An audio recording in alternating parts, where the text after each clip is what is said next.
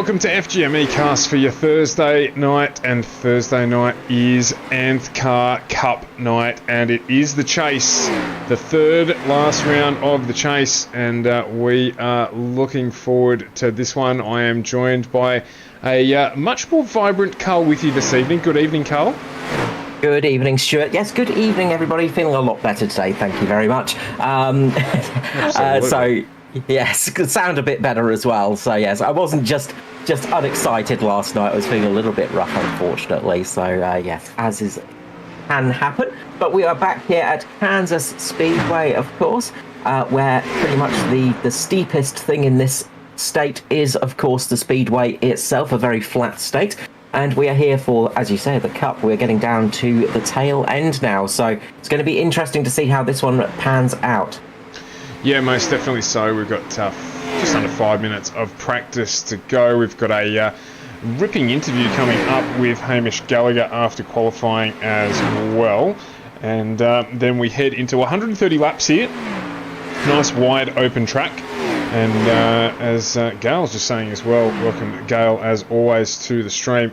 A bit of wild and woolly weather around. We're based in Victoria. Carl, you're in South Australia. You've had 4 seasons in one day, as have we. And that weather is still around in Victoria, so we're hoping that we get through the stream unscathed. We do pop off the air. That may be why, but at the moment, touch wood, all things good. And let's hope, Carl, after obviously a completely different track tonight, but after a rather caution-filled night last night, let's hope for some good, clean racing. Yeah, we can hope for it here. Kansas usually is a pretty decent track to race on. Obviously, it's a bit bigger, it's a bit wider. It's that more cookie-cutter design, so to say, back to the 2.4 kilometre track. So, you know, fairly wide open track. Obviously, you can make a few mistakes here. It is easy to lose the rear end of this Cup car, actually. If you are running a little bit too hard, a little bit too low, you're going to see the drivers running a high line tonight. I'll go a bit more into that when we do a bit of a run through qualifying. But hopefully we will see some good, clean racing out here tonight, and have a nice early one. Get ready for the next week to come. But obviously we'll be looking forward to the racing because the Cup itself is getting rather close. The chase has gotten down to the wire, and it is last season's champion in the lead of Edward Foster, having a stellar end to his season, managing to get an 8-point lead over the man tonight that we're interviewing, Hamish Gallagher, who has just been Mr. Consistency this season. Third place is Jason Martin, 19 points off the lead. He's in the joint position with Josh Mickelmore, so we've got a Mitch Motorsport train up there at the front that can definitely take out this championship. Michael Skurlock sits in 5th, 26 off the lead. Then we have Andrew Dyson, the first of the DPR entries, in 6th, 41 points down, with Danny G, the last of the Mitch entries, in 7th, 44 off the lead. Joshua Carroll-Walden, 51 down for Natari. Maddie Raymond for SRM down in 9th place, and he's joint in that position with Luke Traher for Nightcall Racing, 64 points off the lead. And then at the back it is Neil Pearson, who is just sort of cutting the lawn a little bit in the number 9, 67 points off the lead, despite having a stellar start to the chase. The rest of the chase has gone a bit awry for him, unfortunately. It's interesting that you touched on our top 2 drivers tonight being Foster and Hamish Gallagher.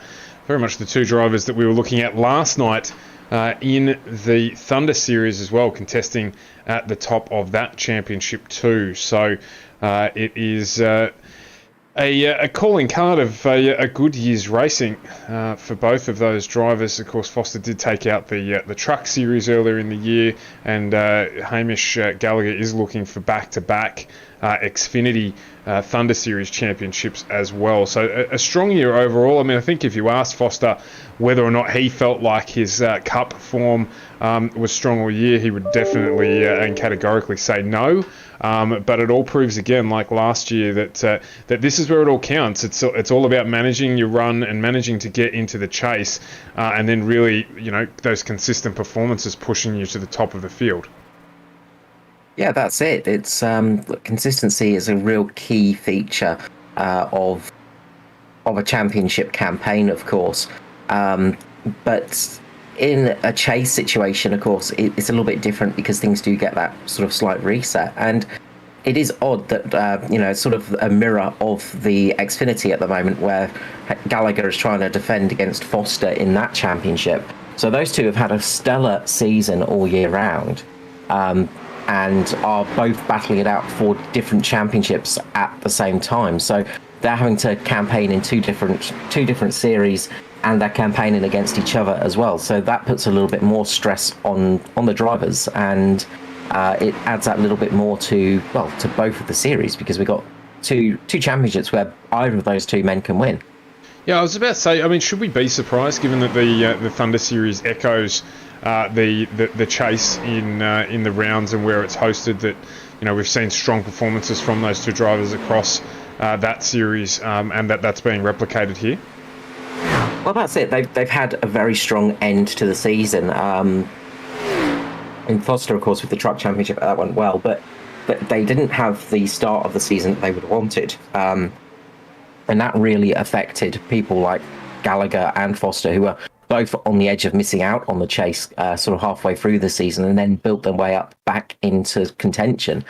Gallagher, of course, having a stellar season, finishing third overall in the regular season, but for the chase, he had a very good run at the end of it. Well, it's all to play for here tonight, as we're going to stick on board with Mirko Dortnak, who is actually celebrating his 200th start here tonight in ANZCAR. So he's going to get the pleasure, or should I say we're going to get the pleasure, of riding on board with Mirko as he heads out in the 62 entry to set his qualifying time tonight. Yeah, Mirko Donovic is going to have a great run tonight. His 301st run tonight. His 201st run tonight, of course. His 200th was last night. So here we go for a lap around Kansas. So he's going to chuck down low here to try and get some speed out the corner for this first qualifying run. Now you're going to want to try and keep a slightly generally you're going to keep a slightly lower line for qualifying, just because you're going to want to take as much out of those tyres as possible. We've got to be careful of the back end. It steps out a little bit there for Mirko. Very easy for it to do at this track. It does tend to get a little bit tail happy down on that low line, but that's where the speed is for qualifying. The second set of banks in turns 3 and 4, a little bit less cambered, so higher camber for the first two corners, a much lower camber for the sort of back two, so they tend to be a little bit you need to lift off a little bit for those ones. So the front ones, you can generally take a lot more speed into them, about 17 to 20 degrees of banking. The front stretch, being the tri-oval that it is, has about 9 degrees, but this section here you generally need to lift off a tiny bit to get through here properly. The first set of corners are very easy to run flat. Gets out there, nice clean lap from Mirko. What's this going to do for him? We'll soon find out as he sets a time that's good enough for, was P4 but now dropped him down to P7. As Edward Foster goes fastest with a 30.52, equal with teammate Joshua Carroll-Walden. Both of those have been trumped by Joshua, well done Stuart. Jason Martin, like I don't know his name, 30.49 up in provisional pole position. Josh Mickelmore yet to complete his second flying lap. Let's quickly have a look at Josh as he gets halfway through this second lap to see how he goes setting his time. Absolutely cracking lap there by Jason Martin, of course. In qualifying, you don't get the advantage of the draft, of course. So when they were out there beforehand, they were getting a little bit of an advantage from that draft. Just get sucking the car along a little bit. And in the solo qualifying, you don't have that advantage. So for Jason to set a 30.487 is absolutely ridiculous. I think faster than any of the times we saw in practice, Carl. So he's absolutely scorched it. Just a little bit slower than some of the leaders, but just by a couple of thousandths of a second. Right. Really not much in it. So not much in it at all. No. I think the fastest we saw in practice was Skurlock with a 30.465. So that, again, Jason just absolutely nailing that qualifying run there. A couple of things to touch on tonight, Carl, we haven't spoken about yet for next year, but one of them is this man here, Daniel Hedersheet, jumped up, of course, to the main game, took a win on his maiden race. He's just put the Race Magazine 035 Natari Autosports entry on P5. So in terms of teams, we've got 2 Mitch Motorsport, 3 Natari cars at the front in our top 5, so things probably couldn't have gone much better for those two teams. They would have preferred, I think, the Mitch boys to get Josh Micklemore up the top, but that hasn't quite happened. Danny G still going, so they do have a chance of slotting another in. Let's jump on board with him, the assassin. Danny G making his way to complete his second flying lap. How does he go? No, just going to start in the mid-pack, so a good start there for Natari, slightly better than the guys at Mitch, so that will be what they would have been looking for, and certainly what the Godfather Edward Foster would have wanted from his team. Barry Neal just having an absolute cracker of a lap there, getting himself up into P5, I think it was. Yeah, it was. Sorry, just having to batten down our hatches as we've just been hit by another storm here in Adelaide. But no, good lap from him. And as you say, Natari getting a lot of their cars up there and splitting the Mitch cars up the front. That's good news for them. Most definitely. So Justin Witcher hasn't set a time, nor Greg Spence or Jaden Russell.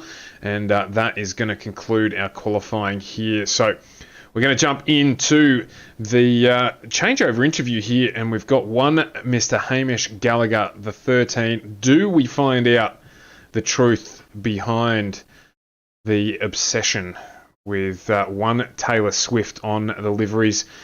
You'll have to listen to the interview and find out, and we'll swap over into the race server now and be back with the grid to get this one started here on FGM eCast for the ANZCAR Cup Series, The Chase.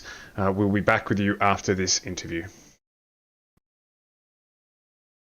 Good evening, everybody. Tonight I am joined by Mitch Motorsport driver, the number 13, Mr. Hamish Gallagher. How you going, Hamish? Good, Carl. It's always a pleasure to talk to you.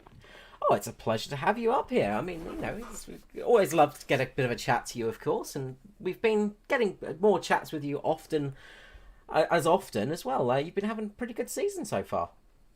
Yeah, thank you, Carl. I always find it hard to be objective about myself, but we've had a reasonable year. This year's really been about development for me. Like last year, it was about just relearning all the basics, and this year is just about refining it. So obviously, I had a lot of help with Josh, Jason, and Daniel. That's been a big assistance for me this year. Well, that's one of the big things, of course. You're the newest driver to Mitch Motorsport, of course. How has having a team around you been a help this season? Oh, obviously, it's huge. Like I was glad to be quite happy just running by myself again this year. I ran NIS for a lot of time before ANZCAR, just by myself, so that's what I was used to. But I had a few offers at the end of last year, and it was very flattering to get them, but I was just, thanks, but I'm quite happy just doing my own thing. But then I got an offer from Josh. I was like, you're not going to say no to that, so it'd be like getting an offer from Roger, from Penske or whatever, so... No, that's... I had a huge amount of respect for them last year, just the way they conduct themselves. So that's more than anything. I was happy to join and work with them, and but no, they've been a big help. It's been I think we've done really well as a team this year. It's been one of our biggest strengths. Look, definitely. I mean, look, you've got all of the cars up in the chase as well.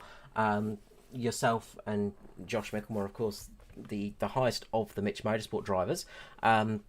Well, coming into the chase at least, obviously finishing P3 in the regular season. That was a really good run for you.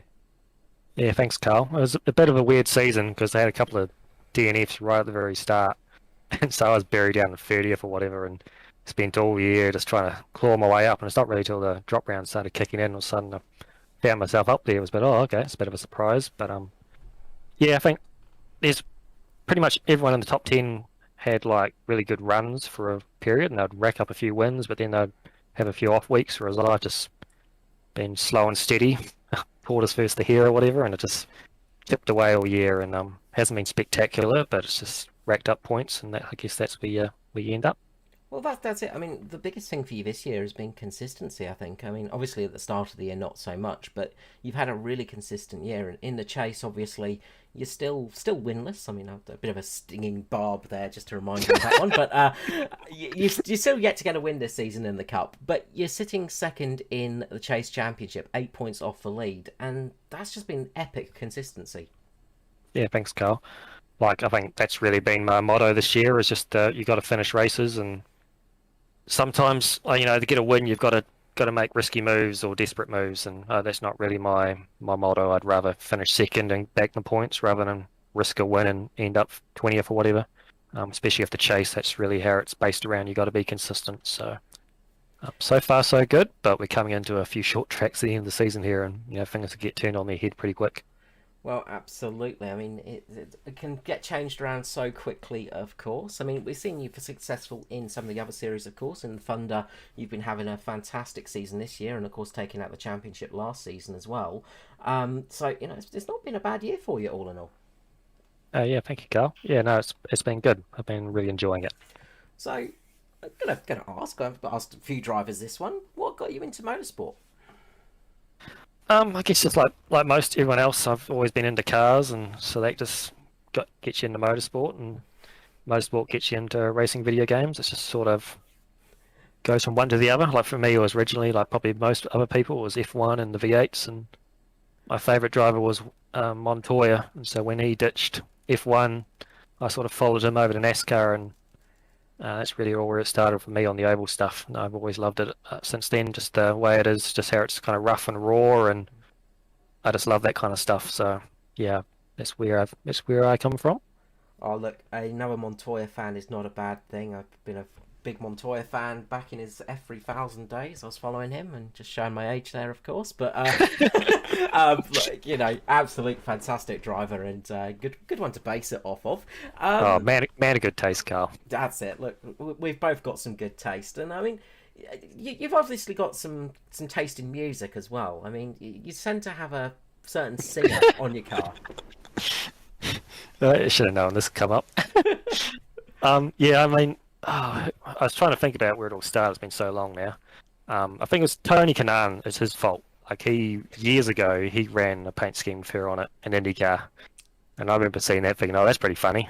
So I went on Trading Paints, looked it up, and nobody had done a paint with it. So I just put it on my Cup car and went out and did NIS, and people had a good laugh and thought it was funny, and then started getting requests from people saying, hey, can you adapt it for this car and that car? And it sort of just snowballed from there, and it's pretty much just became part of my iRacing identity at this point. So not the only one who does it. There's a Twitch streamer in the US who does it as well. He runs some of my paint schemes every now and then. So I've always just been a fan of showing a bit of personality of your paint scheme. Just have a bit of fun with it. Like you do it a bit as well, Carl. Like when you run your World War, you're a bit of a World War history buff, and I see you sometimes run like your the World War bomber stuff, paint schemes. The BMX Bandit's been getting into it this year. The other Mitch boys do it a bit as well. Like we got Jace has got the purple for his AFL. We got Dan's got the 24 for Jeff Gordon. The whole paint scheme overall is very dirt style, which is Josh's background. So the more the merrier, I reckon. Do that kind of stuff. Well, that's one of the great things about one of the great things about sim racing, obviously, is you can express yourself with your paint schemes a little bit because you don't have the sort of you're not beholden to your sponsors as much. Yeah, exactly. But even then, like even in real life, in the American motorsports, they generally have a lot more fun with their paint schemes. When you look at the Europeans and the Aussies, they're very kind of stale and corporate. But the Americans sort of have, they're a bit more adventurous. So just kind of bring that over. That's how it is in real life. So why not do it in sim racing as well? So was Montoya the one that got you into NASCAR style racing, or were you into that beforehand? It's always had like an interest in it. But it was such a big barrier entry because everything's so different. You're like, where do you start? Like nothing's the same. But yeah, once Montoya, I sort of followed him over, and you sort of just learn the ropes. And then when Ambrose came across as well, we started getting a lot more coverage over here because it was quite hard to actually watch the stuff back in the day here. But I think that helped a lot, made it a lot easier to follow. So between the two, that's probably where it started for me. Yeah, I remember when I first came to Australia, it was a bit of a horror show trying to find motorsport on TV. I was like, where is everything? So yeah, I do understand. It's like the BTCCA. That's one of the best series in the world, but it's so hard to follow. They're just like bits and bobs you find on the internet. But yeah, that's easily one of the best series in the world. It's like a hidden gem. Oh, absolutely. Look, I mean, I'm a big fan of the BTC back in the mid-90s, of course. I was a huge Nigel Mansell fan there, and that was again showing age there. God, I'm so old these days. But back to racing, of course, and look, this season, I mean, only a few races coming up. We've only got 3 left for the chase, of course. What's your feeling going into those final races at Kansas, Martinsville, and Phoenix? What do you think is going to be the track that's going to suit you best? Honestly, I think I like all three. As far as generally, I don't like the intermediates, like 550 horsepower package. I hate, but at Kansas at least it's one of the more interesting intermediates. Um, then the short tracks with the 750 horsepower Phoenix and Martinsville, I should love, but those races can often be chaos, which you've just seen tonight in the Thunder. But yeah, so anything can happen. But like Phoenix, they had good speed earlier in the year, and I can't remember Martinsville. They usually do, as long as they don't get wrecked. So I'm looking forward to the end of the season. I've gone through all my worst tracks like Vegas and Texas and all those. I don't like those tracks at all, but I'm glad those are behind us. And yeah, looking forward to the end of the year. And obviously, not to put the curse on you too much, but you are currently sitting behind Foster in the championship. Obviously, you're battling him in the Thunder series as well, so it's almost like a battle on two fronts at the moment. But do you feel confident that you've got a chance to take out the cup this season, or are you just sort of hoping for the best? I don't know if hope's the right word, but we're just going to do the best we can every week. I'm sure Edward will as well, so it should be. Hopefully, if everything stays nice and clean, we can just have a good hard battle these last three races. That's the most important thing. We're here to have clean, hard, fair racing, which you can't really do in officials. That's why the league's so good, and that's what I'm here for. And whoever does the best job will be the champion, and that should be well deserved. Look, I will wish you the best of luck. Hopefully, we get to chat to you by the end of tonight's broadcast as well. Thank you for joining me tonight, Hamish. It's been a pleasure. Thank you, Carl. Hamish Gallagher there for Mitch Motorsport. So we'll head to the broadcast now. So there you go. Question answered. It is a livery inspired by one of Hamish's favourite drivers. And there you go. That's such a simple answer. Why has it taken so long for us to squeeze that skerrick of information out of Hamish? So yeah, it's been a long time coming, that one, and look, we finally got it out. Of course, Tony Kanan's trying to remember which race he ran it in now. It was I think it might have been Belle Isle, with the beautiful 1989 livery on it. So with the DW12, I think it was at that time. Yeah, having to use brain cells that aren't normally used there. That was painful. Activating through the cobwebs. Yeah, that's it. Going back to obscure knowledge of random stuff, that's one of those obscure things that sits in there somehow. Well, we've got a couple of minutes left here. In fact, we've got only about 10 seconds to go before we head off in to get things done proper. And Michael, I see you've jumped into the chat. Welcome for another evening. Ambrose had Watkins Glen licked in his stint with NASCAR. That wildly Aussie personality fit right in. Yeah, absolutely he did. It's the closest thing to obviously what he was used to, driving a V8 supercar around the circuits in Australia. He was always odds on to win, and that probably helped boost the profile of NASCAR in Australia as well.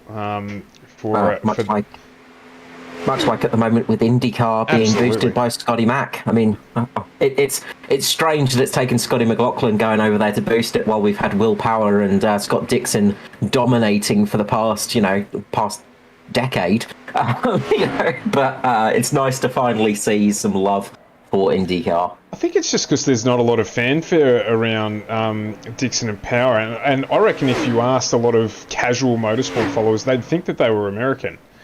Yeah, no doubt. So obviously Scott McLaughlin, with all of his popularity in the V8 supercars, certainly transpires across then into IndyCar. I mean, I've taken a more active interest in IndyCar. I've always had a fleeting interest in it. Part of it's subscription based because I can now watch it where I never used to have access to it. But and also time zone. Like, I'm crazy enough to get up at the wee small hours of the day to watch the Premier League, but that sort of pushes my luck if I start combining overseas motorsport in with it as well. So, yeah, certainly Marcus Ambrose couldn't get a lot more out of him on the oval stuff, but certainly Watkins Glen, you expected him to win that, and you probably expect Scotty Mack to be strongest on the street circuits initially as well. which of course he hasn't been. His strongest No. performance was on the oval. As said, so you would probably expect it to be. It's not how it's transpired, but you would probably expect it. I mean, obviously, a V8 supercar is totally different to an Indy car, but the methodology of extracting speed out of a street circuit or out of a circuit is totally different to extracting speed out of an oval. So, yeah, absolutely glorious run by Scotty Mack. Beginning of the year in his first oval, just absolutely just nailed it. It just goes to show that there is some crossover. You do learn some things, and it's amazing what some of those some of the road racers have been teaching some of the oval guys, because they've learned so much from them. I was hearing about some of them talking about how Romain Grosjean, when he raced at Gateway, I think it was, how his lines and everything just taught them, well, we can actually. yeah, absolutely. So we are here for the third last round of the chase here on FGM Cast. This is the ANZCAR Cup Series here on FGM Cast. Let's have a quick look at the grid going into this race. And it is Jason Martin and Edward Foster on the front row, with Joshua Carroll-Walden, Hamish Gallagher off row 2. Then we've got Barry Neal with that last-stitch effort getting into P5 with Daniel Hedersheed next to him to round out row 3. Then it's Andrew Dyson and Luke Traherne off 4, with Scotty Griffiths and Matty Ray off row 5, followed by Neil Pearson and Raymond Yeager off row 6. As we take a step back, it's Mickey Skurlock and Philip Worley off 7, with Stevie Dubb and Danny G off 8. Josh Micklemore, Nigel Patton off 9, with Phil Otto and Lachlan Urquhart off 10. As we look further back, it's Riley Curtis and Norman Clark off 11, with Mirko Dortnack and Dave Douglas off row 12. And then as we head towards the rear of the field, it's Paul Jackson with Matty Hunter. We've got Noddy Tompkins and Justin Witcher rounding out the 28 starters for this round of the ANZCAR Cup Series on FGMA Cast. And hello, folks. I'm kind of back on my phone, so I will be here co-commentating for you, Stuart, while I try and get everything back up and running. We just had a power cut, unfortunately. No worries at all, Carl. We'll hopefully get you back on the air proper soon enough. So it's going to be a reasonable warm-up lap here, of course, with the length of the track. Race length tonight, 130 laps. Race time of around about 70 minutes or so is the expected race time. As the pace car pulls in, and it is going to be Jason Martin. When is he going to decide to go? As we get this one underway, and he's off and running. He's got a really good start there on the low line. Edward Foster goes with him, and JCW as well. They're going to try and slot down to get it into the low line, you'd imagine, just to get this one sorted out at the front. In fact, at the moment, just running side by side. So try and edge Foster in if they can. At this stage, Hamish Gallagher battling away down in that low line. They're going to want to try and get to that high line, because on the low line you're going to start boiling your tyres up. You don't want to do that too early, so trying to get to that high line early is a good option. And Foster... So Foster's done just that, I think is what Carl was going to say. And Joshua Carroll-Walden now trying to move up into the lead. Daniel Hedersheed on that high line as well, with Hamish Gallagher just in front of him. So the Natari Autosport team just trying to make their moves early and try and get command and hold this race. Jason Martin moving down to the low line again to challenge Joshua Carroll-Walden for the lead. He's going to do just that. Of course, Carroll-Walden will get a good run off the exit of the turn. But they'll head across the tri-over, the semi-tri-over section of the track. And it'll be still 2 by 2 they go as we start the second lap here. And you can see there the Natari boys have got themselves into a queue. They've got Hamish Gallagher stuffed in the middle between themselves and the driver 035, Daniel Hedersheed. As he now moves in to create a third line, it is JCW and Foster. Again, just touching in the lead. You can see there as well, Barry Neal quite competitive underneath Daniel Hedersheed. He's going to push for position as well early on. So it's been a frantic start up at the front here. Luke Traherne getting a really good run there as well, just getting the draft off the back of Hedersheed, really catching him up well and trying to get that high line locked in at the moment. You can see Hedersheed just blocking Jason Martin from getting up there. Martin desperately to try and get into the high line now, because he does not want to be on that low line too much longer, because that's going to start hurting the right rear tyre. I think Martin's conceding now, moving up into the... Oh, we've got a loose. Barry Neal gets loose in the background there, makes contact with Luke Trahair. Both drivers managing to catch that. That would have been an underpants moment there for Trahair, but he's managed to catch it. Barry Neal's dropped a place. It's allowed Andrew Dyson to move up in front in the 041, who has just quietly made his way up that one position. It's Foster and Martin fighting away at the front here as well. So Martin... I think he was down on that low line. Yeah, he is, and he's just dropped off there now as well. So he's going to move back up into that high line and try and probably cool things down for a little bit. And Foster looking to take the lead right here, and it's a good start for Foster. He's got Gallagher right behind him at the moment. Watch JCW probably just try and slot up in between himself and Gallagher if he can. There's enough room at the moment, and JCW does indeed make that move, gets up, and actually, just a little bit of aero wash there for Gallagher, and for JCW, gets them both into the wall, and that's lost them both momentum. This has given Foster a chance to break out a little bit on his own. It will give the cars behind him a little bit of a chance to get a bit of a tow. They'll get a drag from that, make up a little bit of speed, but luckily, he's got a couple of teammates behind him that will also be getting that little bit of run on him, on Gallagher, to try and keep him behind. Yeah, absolutely. Heigl, we'll come back and touch on the point you just made in the chat there about circuit racing moving its way into NASCAR when we've got a chance. But the battle here up at the front heading up, so we did see both those drivers get into the wall there as well, so a little bit of damage to both of them. Daniel Heddersheed up into third place. Now he's had a good start as he continues to try and keep this Natari Autosport sandwich up at the front working for the team.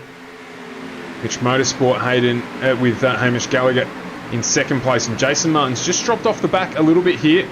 Probably spent a little bit of tyre, or a little bit more tyre than he would have wanted to at the start of the race, so just letting things cool off a bit and come back to him here.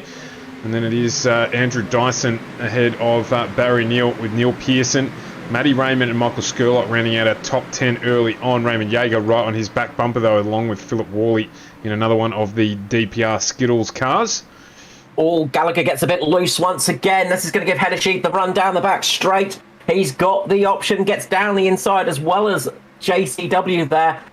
Looks like maybe there's a bit of heat issue on the back of Gallagher because he struggled a little bit. Heddersheed gets a big snap of oversteer just on the exit of turn 4, and that drops him back. That means that JCW loses that position once again, but he's going to try and get that position back. Jason Martin, meanwhile, is still running that low line. So Martin and Dyson both running the low line at the moment, making it work. We saw that some people can actually make this low line work in the Xfinity cars. Will they be able to do the same in the Cup cars? Seeing that whole field come through here.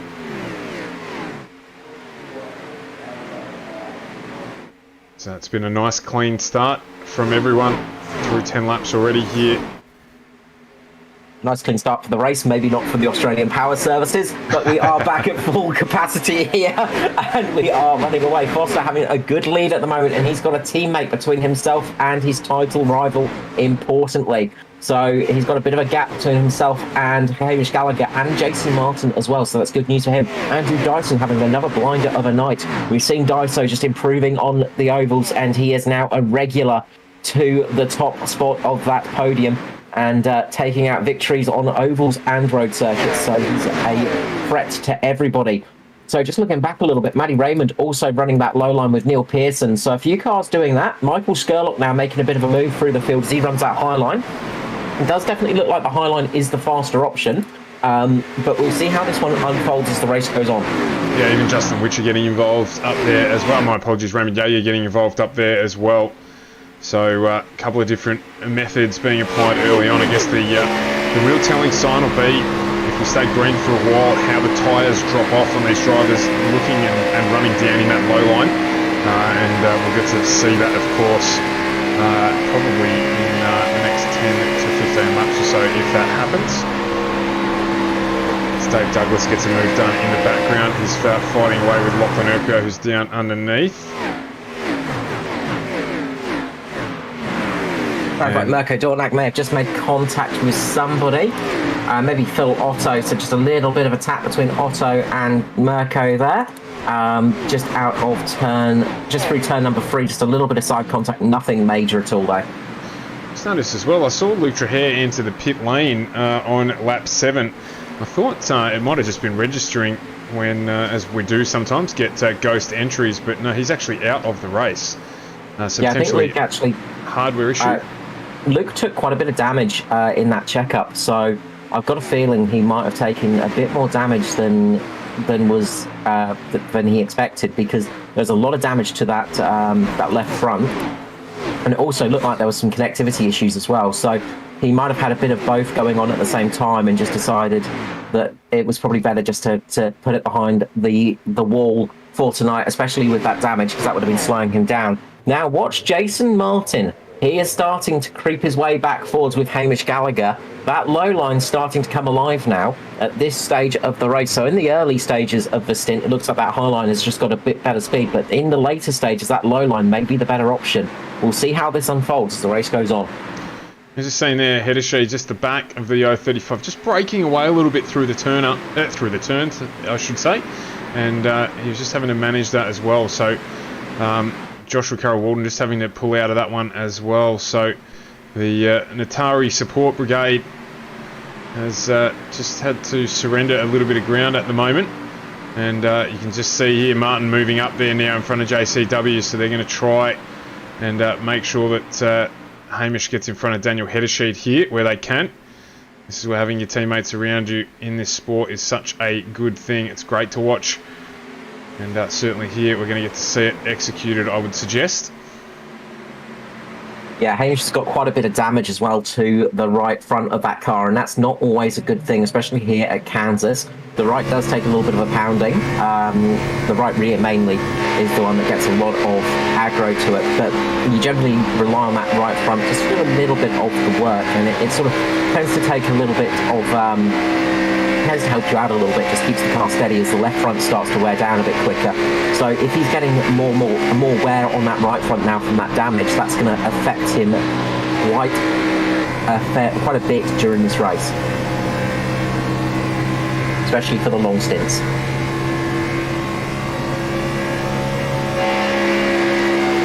See out the back here, Daniel Hedeshead's car just partnering along with Jason Martin at the moment. They're actually dead level now as Martin moves into second position just temporarily. The exit better there on that line, so they're just battling away. In the meantime, this is helping Foster. He's a second clear up the road at the moment. And of course, while tyres are being spent in the background, he's just able to manage that a little bit better. Of course, he'll be spending a bit more fuel doing what he's doing, but that won't be of much consequence at this point in time, given the state of the race. Pretty much. Generally, Kansas, it can be a little bit more of a tyre track where you want to come in for tyres more than fuel, because you can get about 60, 65, 70 laps of fuel in the car. So it's going to get you pretty much to that sort of half distance point. Hedeshead's really struggling with the rears on that car. It is quite skittish through the corners. I just saw him on the onboard there, just working away at the steering wheel, but you can just see it ever so slightly just break away from him. Oh, there it is again. Actually, that was camera angle, but you can just see it there on the exit. It's just squirming as he's trying to get out of the corner. And that's where Jason Martin's just able to control it a little bit better, and he's just making up this ground. It's a bit ping-pong at the moment, but Hedeshead's got to be careful here.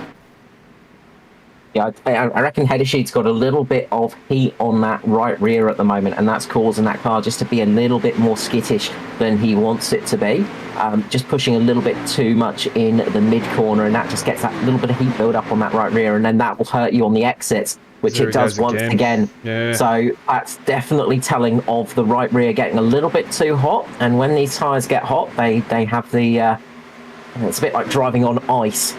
So you sort of have moments of almost driving on sheet ice. Luckily, this track's quite accommodating. When you have that moment of happening, you can kind of catch the car quite well. And usually it's more towards the exit of turn 4 that it happens. So it's more on the very exit of the corner, which is much easier to catch, but that does hurt the rest of your tyres because you start scrubbing them all the way through. Just have a look at it here. Evan Martin's, he's just going to get up into the wall. He gets really close there. Header sheet almost gets up into the wall. Gets saved by the bubble that's created when the car gets next to the wall there. That air bubble that gets created just absolutely kept Header sheet's car off the wall, and that's almost the perfect line that you want to take. Not with the skidding, of course. You don't want the back end stepping out on you, but you want to get nice and close to that wall so that air pocket that builds up next to the wall will effectively keep your car off the wall and on the track. It almost makes it so you don't have to turn the wheel. Martin's going to get the close done here. Moves up into second place. Andrew Dyson, in the meantime, is putting pressure all over the back of JCW. So he's been running this mixed line as well. So it's benefited Jason Martin. And he's now right behind the 35 of Joshua Carroll-Walden, as opposed to the 035. Oh, in fact, he gets up into the wall there. Not too much damage done. This might open the door for Michael Skurlock. Of course, Neil Pearson directly behind these two as well. And Philip Worley a little bit further back in the distance now. Sort of at the head of the next pack coming through. Around about a second behind this grouping. Looks like that touch cost Daiso too much. He's just managed to maintain that gap. Maybe Skirley just jogging on the spot a little bit here, just maintaining where he needs to. Yeah, keeping relatively quiet at the moment, Skirley. But as this goes on, we'll see some more happening.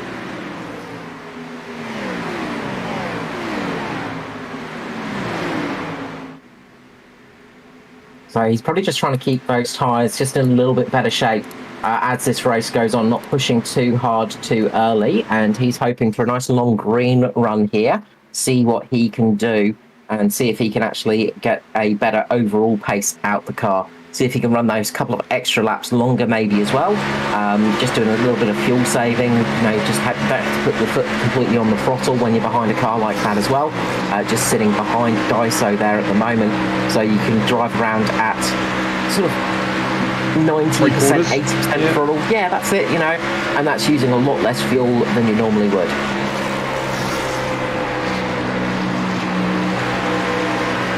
See here, he's just not pushing the point too hard. Could have got the run then. Good exit and had a crack, but just seeing probably a gear file back in behind Daiso. And he's going to make a complete mockery of everything that I said. No, he won't in the exit here. He'll close the gap. I think Daiso's just moving back. Yeah, it's just going to drop back behind Neil Pearson. Start work with the teammates. So we've got the strawberry and the orange flavours of DPR up there at the moment, and they're going to be working together.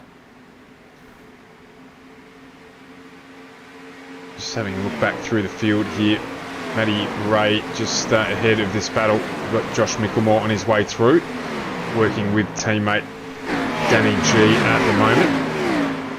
So we've got the Pirate and the Assassin trying to make their way back up through the field. After Josh Micklemore may be a little frustrated with his qualifying performances of late. It's un-Josh Micklemore-like to be starting that far down the field. So, but tonight favours a poorer qualifying result, shall we say? There's no favour for a poor qualifying result, but at least being the nature of the track that we're at, able to make some progress back up through the field as well, and he's got a teammate to work with, because of course if we do stay green, there is the issue of exiting and being by yourself as a consequence of that stop. So we'll be able to work with Danny G on that one. Lachlan Urquhart right behind him, along with Scotty Griffiths. So just quad. just watching, Andrew Dyson is absolutely hemorrhaging pace at the moment, so he is falling off, and I think he might have just got a little bit too much. Oh, Philip Worley's got into the wall and goes into Barry Neal there. Right camera, right time there, unfortunately. Big moment for Worley there in the purple DPR car. Just gets a little bit loose, but what I was just about to say is Dyson struggling with his tyres a little bit, and Worley just runs up into the wall and then goes right down into Barry Neal. And I think it was Raymond Yeager just had a very lucky escape there. So very, very close to him, and a few other lucky escapes a bit further down the field as well for Lachlan Urquio and Josh Micklemore as well. They just managed to sneak it through there. But that was an unfortunate incident there. Just that little tag on the wall, running a little bit too close. The cushion didn't help him there. He just got a little bit too close, made contact, and that was that for the night. And Philip Worley's Camry looks more like a Corolla after that one, unfortunately. And Barry Neal just in the wrong place at the wrong time. And he's got some heavy damage to the right-hand front corner of the Aotoa Racing entry. So after a good qualifying performance, that is disappointing. We will see a huge line of cars now. In fact, probably everyone jumping into pit lane. It'll be a very... the only reason you would stick it out there is just so you could come around next lap to come into a fresher pit lane, in all honesty. There is no advantage of keeping that car out there because you're going to just hemorrhage pace because the tyres will have had a huge drop-off from right here. So seeing everybody come into pit lane, who is going to master their pit stop tonight? Who's going to make it work perfectly? Of course, Foster and Martin are sitting right at the front of the pit lane, so they're going to have a nice exit out. It's going to be very close between those two cars. Foster gets on the accelerator nice and early and gets away nicely in front of Martin. So good pit stop for Jason Martin there. I think possibly JCW might have made it out in front of Hamish Gallagher as well. So JCW just making a spot there too. Well, yeah, and in fact a few, because Michael Skurlock has found himself out in 5th position. So himself and JCW getting out in front of Hamish Gallagher. So Hamish dropped a couple of positions there. And that looks like it was all in the entry to pit lane. Made up a good gap there as well. Have a look at Michael Skurlock's entry into pit lane. My goodness me, he's a full second clear of the majority of the field. So did well there, Skurlock, and shows in the outcome. Yeah, absolutely nailing that pit stop, and it's a hard skill to master. So it looks like Matty Hunter's going to stick it out there actually and just see what goes on, because he's not coming to pit lane. So Matty Hunter just rolling the dice a little bit here. So he's done the full 34 laps on these tyres, or 35 laps. So he's been on these same tyres since the start of the race, of course. So he's got to be a little bit careful on that restart, not just spool them up too much, not to get too much spin on those tyres and have a little bit of a slow start. The person that this probably favours is Foster on the outside line. Of course, you can't overtake until the checkered line, until the start-finish line. So you have to basically hold back a little bit. But Foster is going to have so much more energy, so much more grip, on that outside line that he's just going to breeze past Hunter, and it might catch Jason Martin and Michael Skurlock out a little bit. Yeah, I think you're right. But he might have just been doing the old leader lap to get a point, but he has stuck out there, so this is going to be costly, you would think, unless we get another quick caution directly after this one. Anyway, it is Matty Hunter who's going to lead us away. He's holding, and everyone else is going to have to guess when he goes. He goes now, and Edward Foster gets away. So reasonable start there from Matty Hunter on the old product. And Foster moves down to cover off Jason Martin right from the start. Everyone on fresh boots other than Matty Hunter. How's this going to play out? Daniel Hedersheed moves down to that low line. Foster looks to go round the outside and gets it done. Hedersheed getting it done along with Jason Martin. So the whole field's trying to squeeze its way through that top line to get around Matty Hunter. And there's a cork in the bottle there. It hurts Skirley. It hurts Hamish Gallagher as well. Benefactor there, Neil Pearson, who gets around the outside and moves up a position as well. But at the front, Edward Foster resumes the lead of this race. Hamish Gallagher, as I said, getting caught in that bottle. He's almost in it still. Oh, we're 3 wide through the middle there. Josh Micklemore just gets squeezed as Hunter tries to find a place on track to park the 48. He's done well here. He is hemorrhaging positions as we expected. And out of it, Hamish Gallagher and Andrew Dyson, probably the heaviest affected. Matty Ray moves up, and he has moved up into 7th position following the caution period. A bit close on the restart there, Carl. It was a bit. Look, good awareness from Hunter just to keep the car low, not really try anything too extreme there. But as we suspected, everybody just having those fresh tyres just gobbled them up through the field. So that was quite costly for time. Of course, this could come back to Matt Hunter. If we get a couple of cautions in this race and he has an extra set of boots for the end, it could pay off as big moment for Daniel Hedersheed and Neil Pearson. They get very close together. Hedersheed just having to back out of that one a little bit. Neil Pearson down the inside of him. Pearson having a cracking restart at the moment, just on a bit of a flyer. He just tries to slide up into that top line there. Not a lot of room given from Hedersheed, as there doesn't need to be. Hedersheed now fires it down the inside. Is he going to get out ahead of Carol Warren? There might be a little bit of work done together here. No, it doesn't happen that way. So across the trial he goes. Let's just try and use the teammates together, get in that top line there. Skirley's on that high line as well. Looks like Matty Ray's just trying to work it out for the minute. He moves back up into that high line, but it works for the Natari boys. They close that back out. Daniel Hedersheed back up into P4 with Neil Pearson right behind him. Good restart by everybody. Just looking through the field at the moment. Paul Jackson having a good run, up 11 spots in P17. So he's the best of the big gainers tonight so far, but we'll keep an eye on that as the race goes on. Meanwhile, Daiso has got some really good short run pace, but I feel like his long run pace is going to struggle. So we'll see if Daiso just is a little bit easier this time round, because he was running that low line a lot more last stint, and that was really costing him towards the end there when Philip Worley had that incident with Harry Neal. I was just saying that Daiso was dropping off pace a huge amount, and it seemed like his tyres had burnt off. So he is now sticking to that high line, because I think maybe that low line just ate a bit of their tyres up for the long run pace. It was very good for the short run, but not so much for the long run. The only person that seemingly made it work was Jason Martin.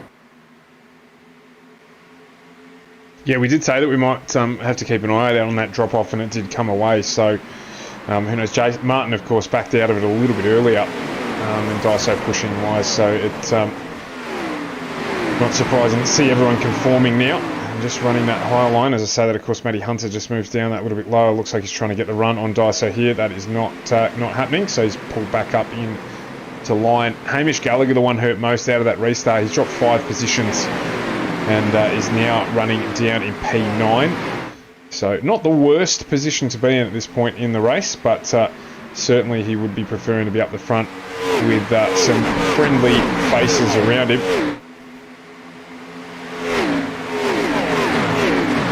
Yeah, he'll be looking to try and get that one working. We'll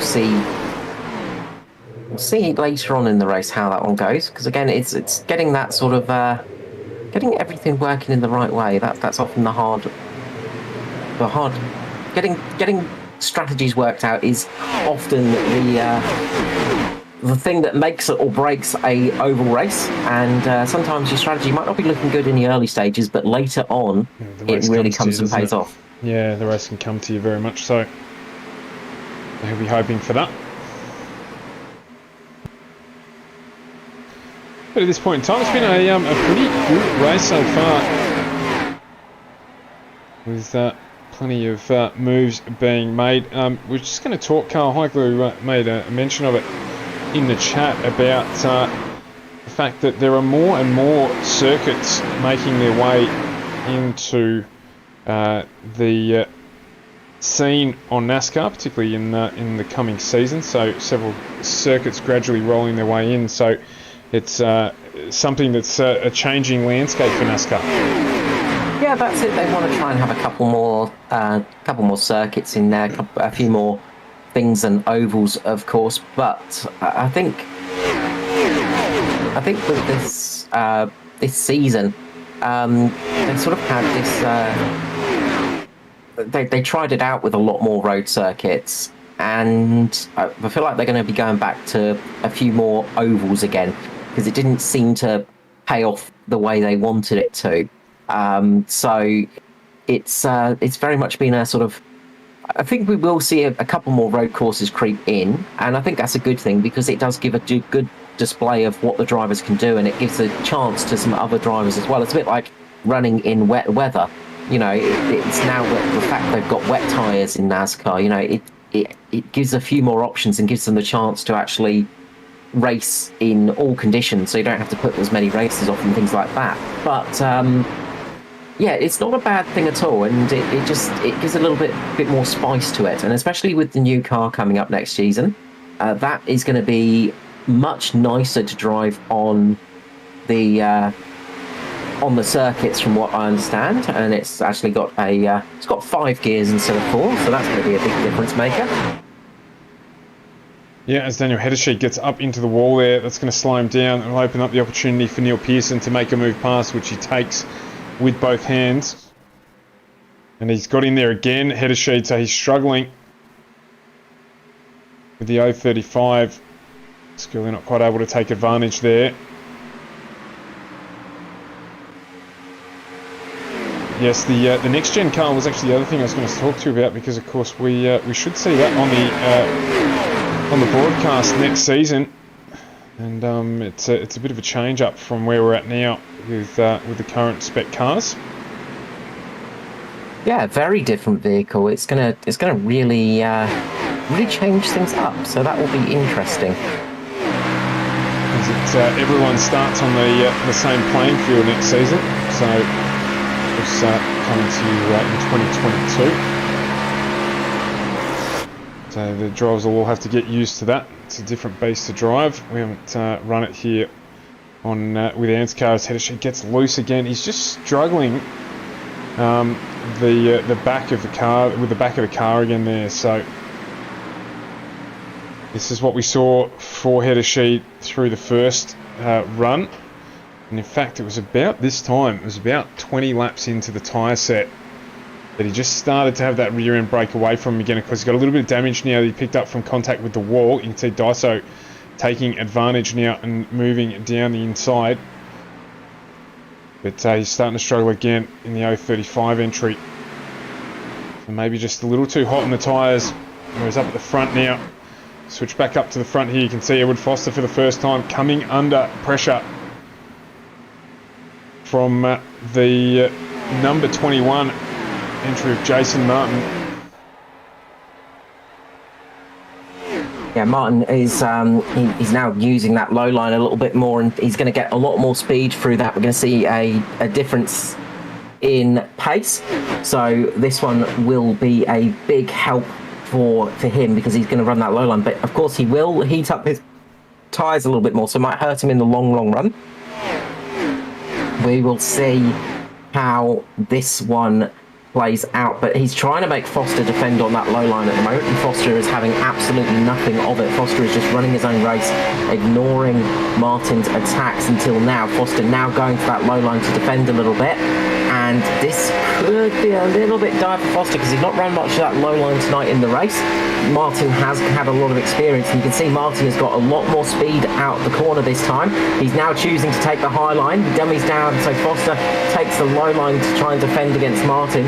Martin's going to take the high line, and he's going to get a great run off on the tri-oval and make the overtake here. So Martin absolutely caught Foster out with that bait and uses that beautifully to make the pass. Just starting to come up on some... Martin just catches the apron. So he did not follow through with that overtake as well as he needed to. Just caught the apron that little bit, and that has cost him speed there. So all of that setup has hit that all of that hard work that Jason Martin just did has just gone away in the single move down on the apron. I was just going to say, starting to come up towards the first of the lap traffic in Barry Neal. Mirko Dortmatt comes into pit lane. This is Looks like he's jumped out, in fact.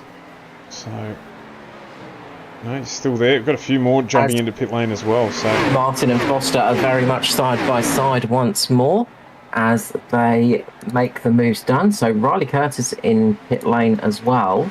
A bit of damage on that car, so I'm just wondering, yeah, Riley Curtis has had a big slap up into the wall. That's why he's in pit lane. And Mirko, say a similar thing happened. He's got quite a lot of damage to that right front. Pits, yeah, he went off the track. I'll just quickly go back and have a look at this one. Just to go on the big drift up in the corner, and he's flown. And that will have got a penalty as well. Yeah. It's a very, very rapid way to enter pit lane, but not necessarily correct by the rules. Yeah, not the safest way of entering pit lane, some might say, but the quickest way for sure. And also you also get an extra couple of dollars for mowing the lawn as well. So it's quite useful in that respect. I used to go into a driver's briefing before a race event with a particular steward here down in Victoria, and he used to say that we weren't allowed to use the grass because they hadn't paid to rent that segment of the track. But anyway, they're getting around now. Around Barry Neal is unfortunately impacted by the only event to bring out a caution so far, and unfortunately he's going to go a lap down. Got a good battle going on a little bit further back between Gallagher and Heddersheed at the moment.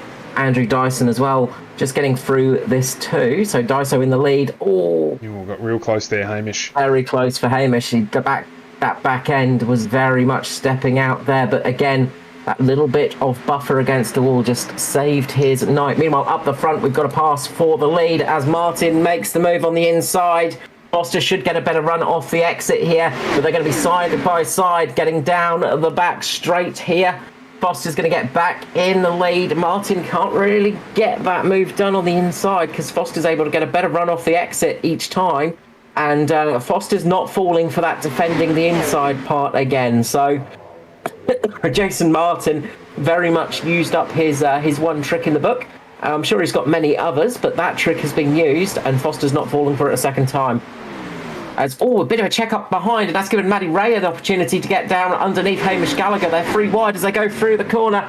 Gallagher, Heddersheed and Raymond, they make it through unscathed. I think maybe a little bit of damage to Heddersheed's car, so I think maybe he had a little bit of impact there. Maybe that's what caused it. Yeah, Heddersheed's just had a moment up into the wall.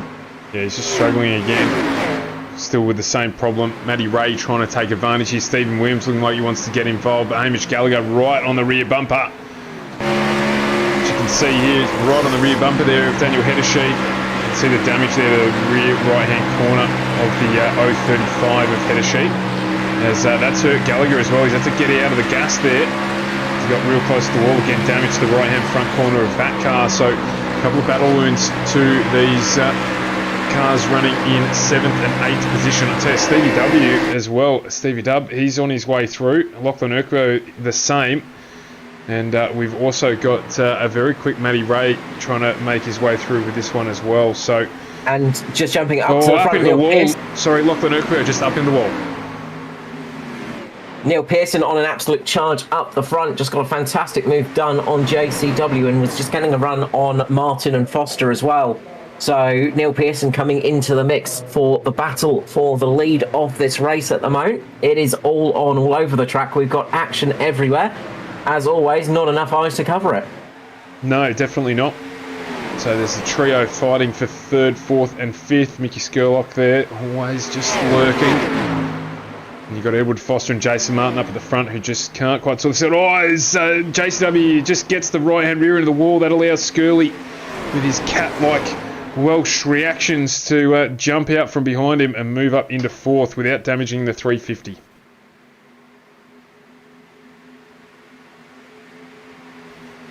So, can Martin figure out a new way to try and get past Foster, having shown his hand? Foster not wanting to play that game this time around. So you can see here Stevie Dub down on that low line as well.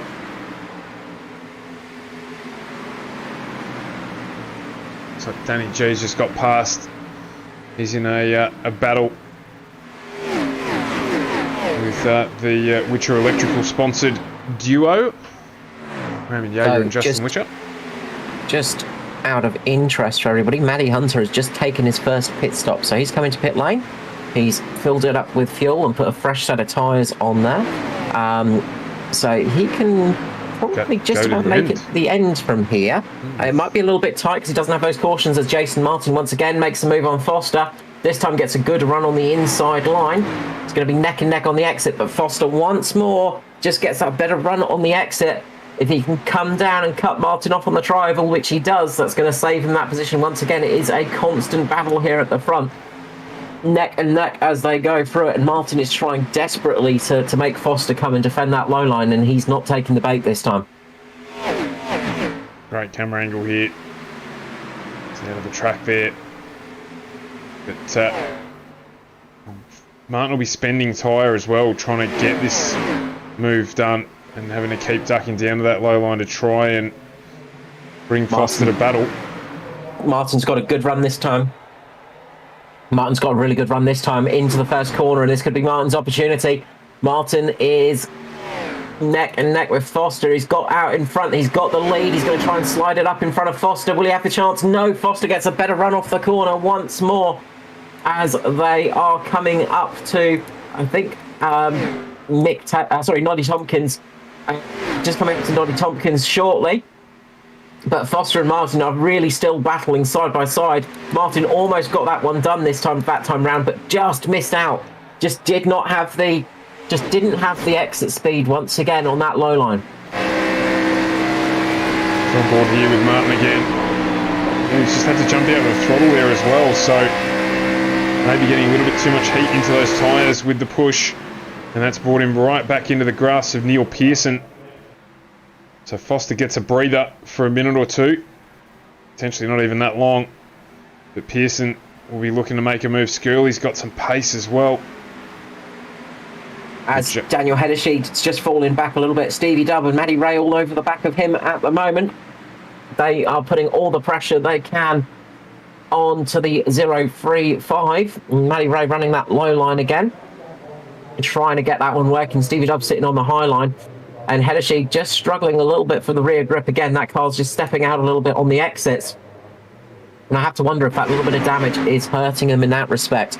Wondering if we might see a few cars coming into pit lane shortly. I've got a feeling we might see somebody like Hamish Gallagher come into pit lane in the next 5 laps or so. Just with that damage, just try for the undercut on the tyres and see what he can do. We'll see what happens.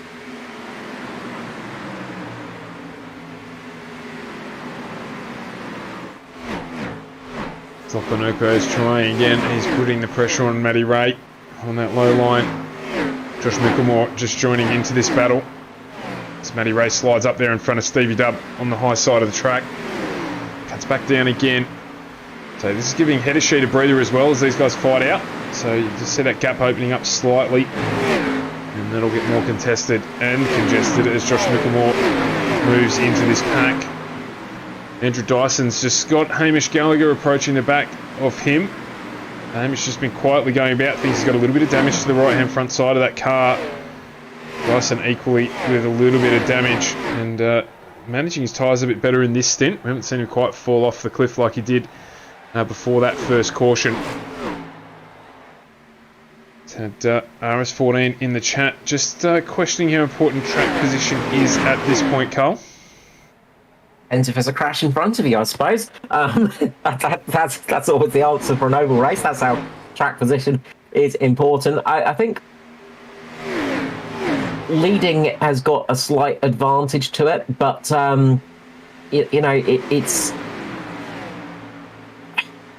Foster just does not want to see Martin get past him and run away. I think that's the thing that Foster is trying to stop. So doesn't want Martin to have a bit of a runaway with this one. I think Martin's got the pace over Foster, but Foster's just able to hold that track position and keep him blocked in behind him, which is important. Meanwhile, you can just see up at the front, Riley Curtis is just flying past the leaders at the moment on those fresh tyres. So that gives you an idea of how much more pace those fresh tyres have got. About half a second advantage at the moment over a full lap. and that's going through some traffic as well. So once he gets in the clear, he might have a little bit more pace. But what this does as well is it gives Foster somebody to follow for a couple of laps, so he can slip in behind Riley Curtis, get a little bit of the draft. You don't get a huge one here at Kansas, but you do get a little bit, so that can help out a tiny little bit for straight line speed. But Riley's going to be trying to run away a little bit, just try and get some laps back. Currently 2 laps down at the moment, but he did stop under green.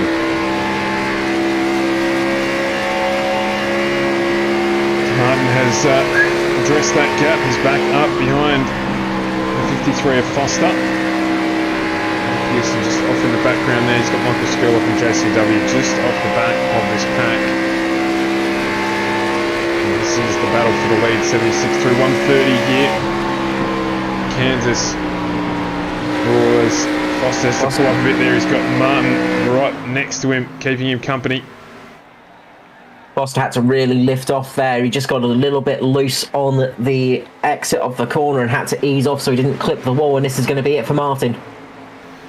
Moves into the lead now, so Neil Pearson will be sniffing a little bit of blood here as well,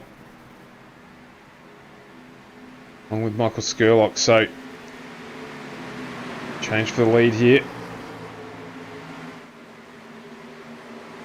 So what lap do we see them coming in for green flag stops? Do we see them risking an early green flag stop to possibly get that advantage on the fresh tyres? We can see them sticking it out a bit longer so they've got fresher tyres towards the end of the race. There are those that favour the undercut and those that favour the overcut. Sometimes the overcut can work better. We have seen that a few times this season. But if you can build up enough of an advantage with the undercut, then that makes it a lot easier. As Neil Pearson makes a move down the inside, Pearson absolutely launches that one. Is going to slide up in front of Foster here. Foster's going to go down low for the up and under. Will Foster be able to make this one work as they go across the tri-oval? Foster's got the inside line at the moment and just gets in front of Neil Pearson. He's not quite there yet, can't slide it up, and this is going to give Pearson an advantage in the outside. If he can hold it there, he might be able to get a better run off the corner.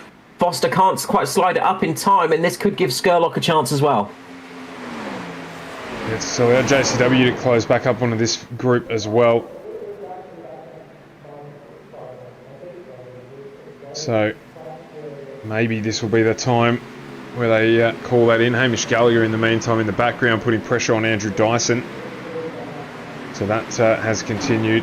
This is a battle for P6, P7. Josh Micklemore giving Steve Williams the hurry up as well. There's Matt Hunter, who has pitted, is just making his way up through the field. So Lachlan Oakey has just come in for his pit stop. This will give us a good idea of how much time Matt Hunter has actually made up, because we saw Lachlan Oakey sort of running around the midfield. Matt Hunter, of course, he stayed out there on the old tyre, so he lost a lot of time there. So once my timing screen decides to work itself out a little bit, give me an idea of whereabouts those are sitting. Daniel Heddersheed comes into pit lane. He had dropped all the way down to P15 before making the decision to jump in. Yeah, as I said, I think that 5-lap section, is where we're going to start seeing those cars coming in. So Martin now opening up the gap. He's got almost a 0.6 of a second lead over Neil Pearson right now. And I think this is why Foster did not really want to see Martin get in front of him, because Martin's just got a lot of pace at the moment. Foster's just sliding back a little bit. I wonder if he's just saving a little bit or if he is starting to struggle, because he seems to be struggling. He's coming into pit lane. Foster's pinning. He's decided it's time. So the first of the front group jumps.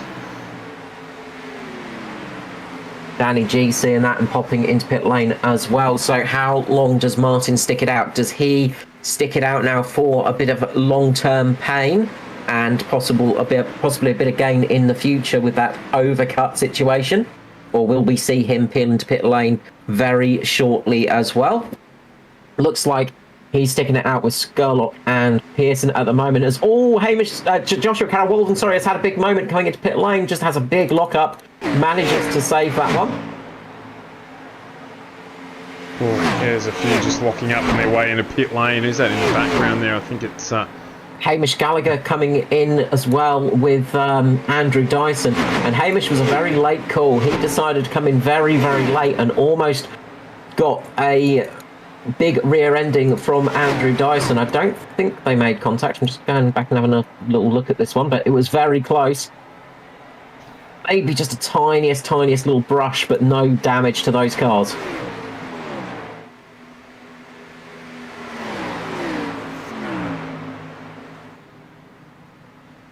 So we'll play the waiting game now to see how far they are going to go out there without stopping. Another idea of some of the I think we've got Martin coming in this time round with Pearson. Skirley's going to stick it out there. So Skurlock's sticking it out there for another lap. Neil Pearson gets a really nice entry into pit lane there. Yeah. Made up a heck of a lot of time there. Just on the way in. So, to give you an idea, Lachlan Urquhart came in a little bit before. He's now the car sitting just behind Edward Foster. There's a bit of a gap between them, about 4 seconds, but that's the sort of time he gained up. So we should see Foster back in the lead here. And we'll see how this one pays off for him once the pits have finished themselves off. So at the moment it's Skurlock out there with Stevie Dubb. They're sticking it out there for the long run with Justin Whitcher, Paul Jackson, Norman Clark and Raymond Yeager. Jason Martin makes it out of pit lane just in front of Neil Pearson. So those two are battling on the exit and battling it out of pit lane. So those two having a really big battle, and Neil Pearson actually getting a little bit of a tank slapper on the first corner. Just has to save that car a little bit. He's back into pit lane. So,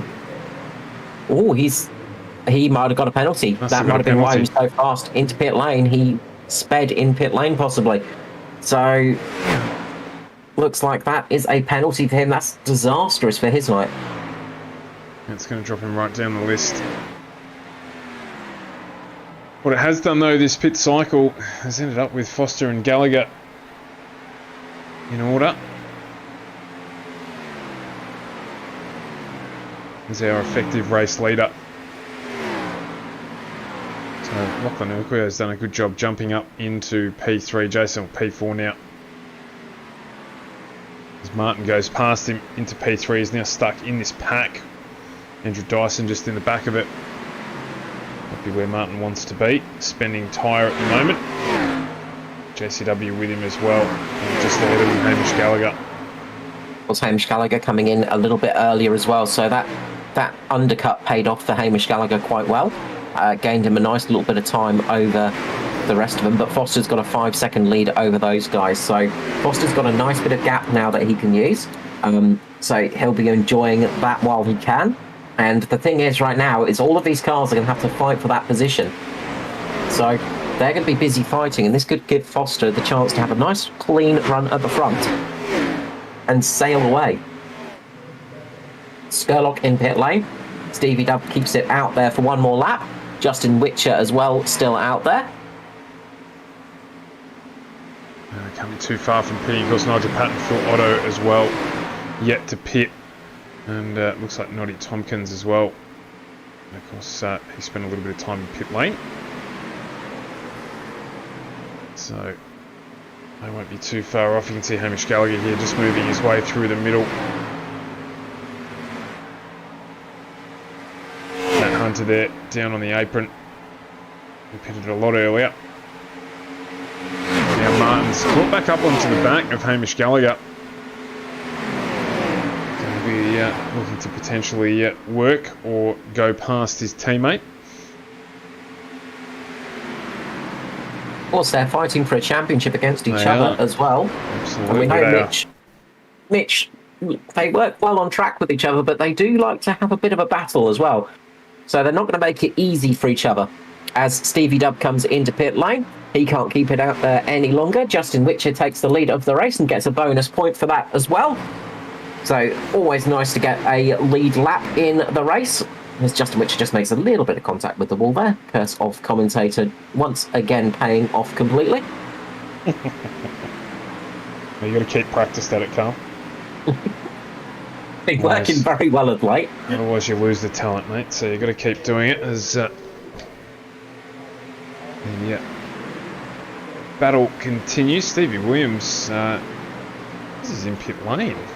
He is indeed on his way out here. He's coming for his pit stop. So we've got Phil Otto and Nigel Patton out there as well. They came in on the caution, remember?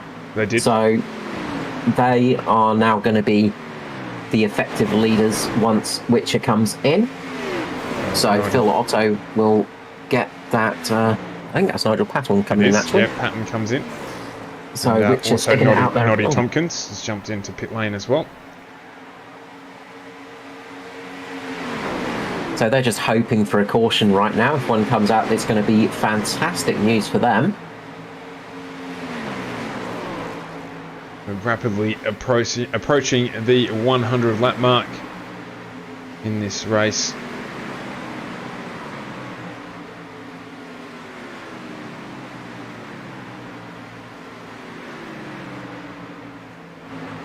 Very much getting towards the end of the race. So I'd say Witcher coming in, and Phil Otto is probably going to be coming in as well very shortly. Yeah, which is in now. So Phil might just keep it out for one lap just to get that bonus point and just get that little tick next to his name. But I think he's coming in. Not even going to get that privilege because Foster's already gone past him. So Foster in the race lead. Otto does come into pit lane anyway. But order has been resumed. As Foster now P1, Gallagher P2, Martin P3. We've got Carol Walden in 4th, Dyson 5th, Micklemore in 6th, Daniel Martin Heddershed in P2. Oh yeah, I was a little bit slow there. I saw that. Danny H and then Danny G, Matty Ray and Lachlan Urquhart running out of top 10. So Skirley suffered a bit through that. Of course, Matty Ray stopping a little earlier, as did Lachlan Urquhart, but Skirley's dropped from the front down into P11, so got a little bit of work to do. And the one that's paid off for out the front is Foster. He's currently setting decent lap times, 31.8 last time round. Jason Martin, 31.7. We'll see what Jason Martin can do in clean air now. So that's going to be the one to watch out for, is how fast can Martin go now? Because he needs to make up a 5.5 second gap as it stands. So he's got a long way to make up now, and only 32 laps to do it in. Yeah, cautions are not anyone's friend as far as Foster's concerned from here on in. Be able to clean run this to the finish, and that's what he'll be hoping to do. Seems like the undercut pays off quite a bit if you can get it in clean air. And with Hamish Gallagher's position as well, you've got to say it's paid off well for him. But he has got JCW and Andrew Dyson snapping at his heels at the moment. But he's still worked himself up into a fairly good spot as well, considering he was plummeting down the order last time I checked. So not a bad run for Hamish at the moment. He's going to try and keep defending that spot. Big movers at the moment is still Paul Jackson in P14, who's made 14 positions. So all the 14s for Paul Jackson at the moment. Where was it? Josh Micklemore made up 9 positions. He's the highest of the big gainers, up in P6 at the moment. So 9 positions for Joshy Micklemore. You'll be happy with that. Wanting to continue to press that claim though. We're just keeping an eye here. Looks like it's Neil Pearson there. He is a lap or 2 down after having to serve a pit lane penalty. So he's just making his way past this grouping, or trying to get through. So JCW wants to take advantage and go with him with the draft. It's not for position though. Gallagher just running that high line, just managing to close out JCW again. I don't really need to be worrying about Pearson as much. Just probably let him go a bit. Focus on those they're racing. Well, it's just such a shame because you can see the sort of advantage that Pearson had. Pearson had a fast car out there tonight, but that pit lane, I would guess it was speeding in the pit lane, has cost him a huge deal. So that's a big shame because he had a fairly fast car. Going back to actually, I do wonder. I will back in a second, Stuart. Give me a moment. No worries. In the meantime, let's just jump up and check in with race leader. Gap still at just over 5 seconds. Last time around, Martin was only 2/10 quicker than Foster. So that gap just treading water. Hamish Gallagher in P3. Things finished like this, Foster would be pleased with the night's work. But there's still plenty of time to go here. 27 laps left. I think it was speeding in pit lane. I just had a feeling it might have been he might have just crossed the yellow line on the exit as well. So that might have been the other thing as well. He was racing Martin fairly hard on the pit exit. So that could have been a cause as well for that penalty. So he might have just crossed the line a tiny bit too early. And that could have been the reason he had to get that drive through.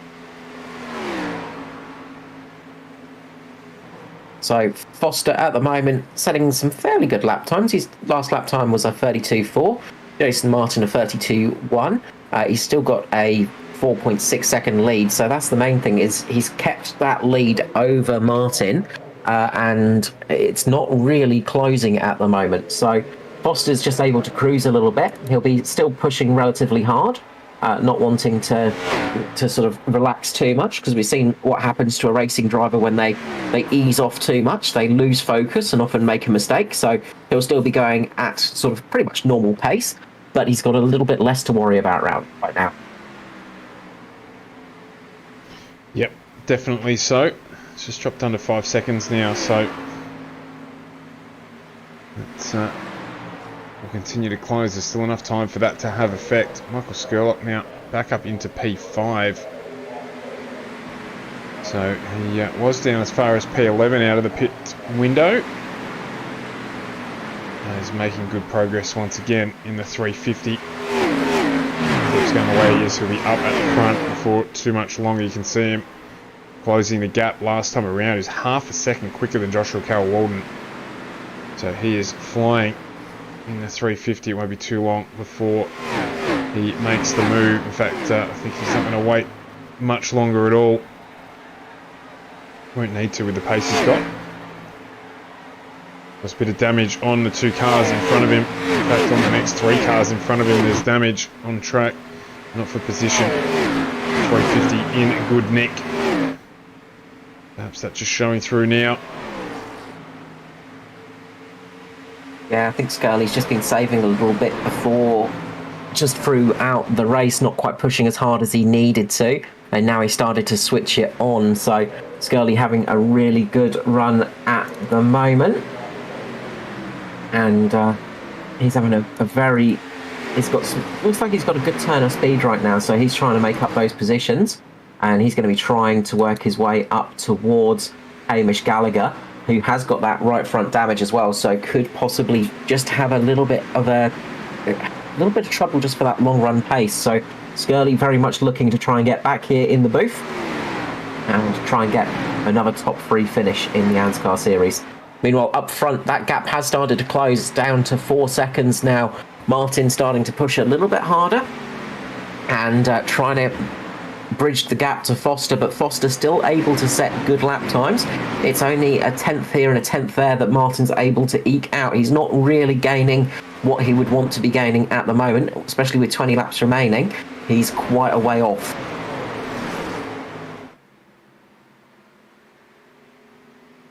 Yeah, because he's got the advantage of not being in completely solo space, but Neil Pearson between himself and Hamish Gallagher at the moment, just slightly out of position.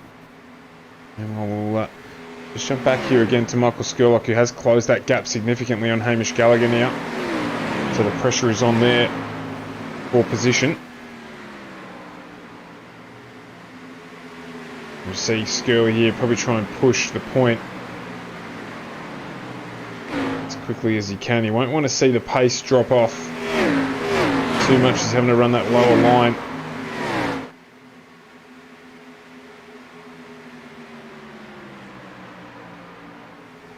You can see it's cost him a little bit on the corner speed exit, but he's just trying to do what Jason Martin did beforehand and make Hamish Gallagher come down to defend that low line. He's trying to bait him into defending at the moment, and if he can do that, then he will have a good chance to get up and pass.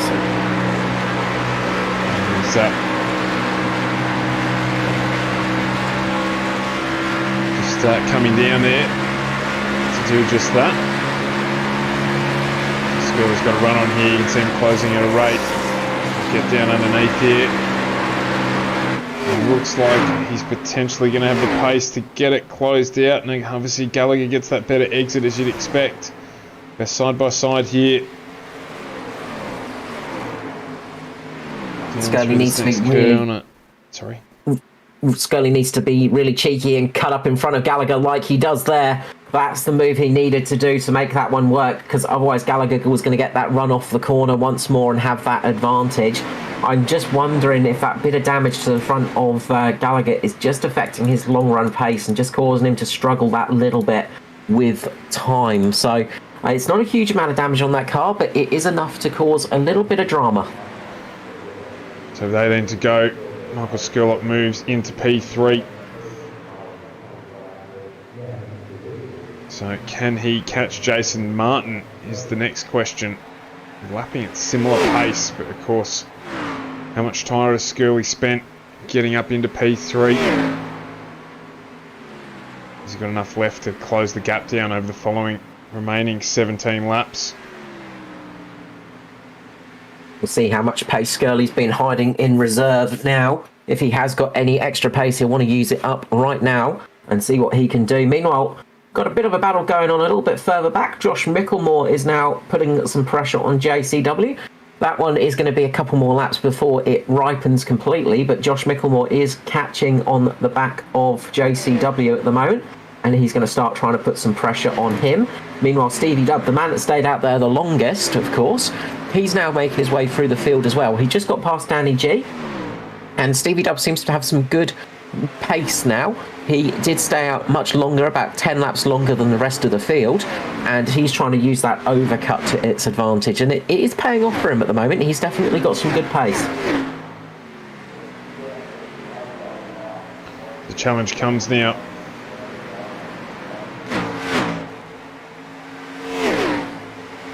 Josh Micklemore just pushing up onto the back of JCW.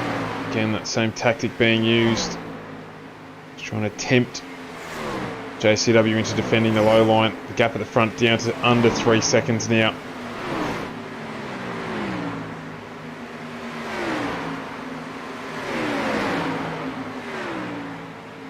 Foster having to roll out the throttle that last lap as well, and that's going to cost him a little bit of time. So that wasn't an ideal lap for Foster. He just got a little bit close to the wall once more and just had to roll off the throttle. And that cost him a good about 0.2 of a second. So that really helped Jason Martin just catch up a little bit to him. But as we say, catching is one thing, passing is very much another. And we've seen Foster was able to put some good defensive moves on. Foster has really got to hope that Skirley can do something and catch up to Martin, though, to put some pressure on the back of him. Meanwhile, Micklemore is making the move on JCW. He's got down on the inside line at the moment. Across the tri-oval, they're side by side. Micklemore looks to have a little bit better pace on those tyres. Just has a little bit better pace in that car as well. JCW is going to get a good run off the corner. Micklemore comes up to grab the slipstream as soon as possible. Take right on the back of JCW. Again, taking that short line, trying his best to get past. He's going to have to really slide up in front of JCW to try and block him off. Not enough room this time round. Josh Micklemore really needs to do a harsh lap. Last time round, Jason Martin just took out a huge chunk of time from Foster as well, about half a second. So Martin is on an absolute charge at the moment, fastest car on track as it stands. So we'll keep an eye on that one as it carries on, but this battle is the main one for the moment. Micklemore gets a good run into the corner. He's got ahead of Joshua Carroll-Walden at the moment. Can he slide it up in front of him? Yes, he can. JCW tries to slide it down underneath him, can't do it. He's got the high line once more across the tri-oval, but looks like Micklemore's just got enough car length to make it. JCW goes down the inside now. to try and do the same thing to Micklemore, but I think Micklemore will just have a better run through the corners. You can see JCW just getting a bit tail happy there, loses the rear end and loses some time. Micklemore makes the move stick. Closes that out. So he's going to get a little bit of a gap here. 2 seconds. Meantime is the gap at the front of the field. Steve Dubb, Andrew Dyson just changing position in the background. Danny G now putting pressure on Andrew Dyson, so 10 to go.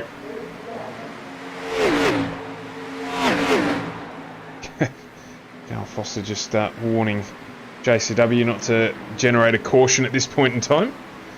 With good reason. 2 second gap, just stabilising at the moment. The lap times between the two reasonably even. JCW's got to be careful of Stevie Dubb as well, because Stevie Dubb could well catch him towards the end of this race. We've got 8 laps remaining, so we are coming towards the end. Martin is chewing into the lead, but is it enough? He's only got a couple of laps to do it in. Does he have enough time to make this one work?